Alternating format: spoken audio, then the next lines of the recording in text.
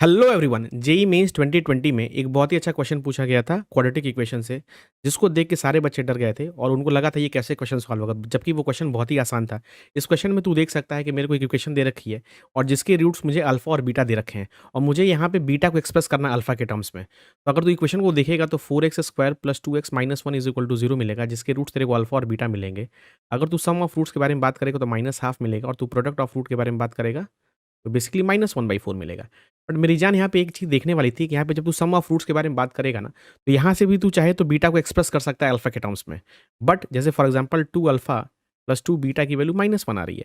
यहाँ से 2 बीटा की वैल्यू -1 - 2 अल्फा आ रही है।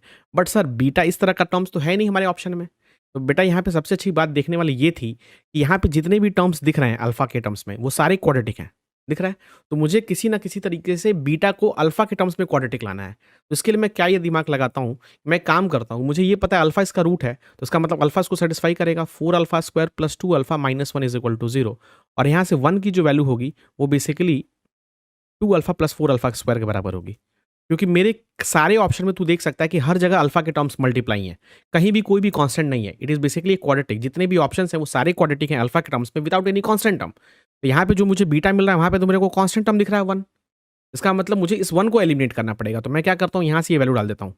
ये बन जाएगा 2α + 4α² माइनस का 2α।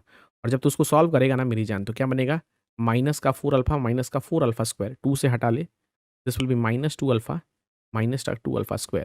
और जैसे ही 2 - 2α कॉमन लेगा, तेरे को क्या मिलेगा, -2α कॉमन लेगा तो यहाँ पे अल्फा और यहाँ बनेगा तेरे को 1, which is nothing but option B for Bangalore. और इस तरह से इस ट्रिकी क्वेश्चन को तू 30 to 40 सेकंड में सॉल्व करके निकल सकता है। ऐसे और भी इंटरेस्टिंग वीडियो जानने के लिए चैनल को लाइक कर, शेयर कर और सब्सक्राइब कर।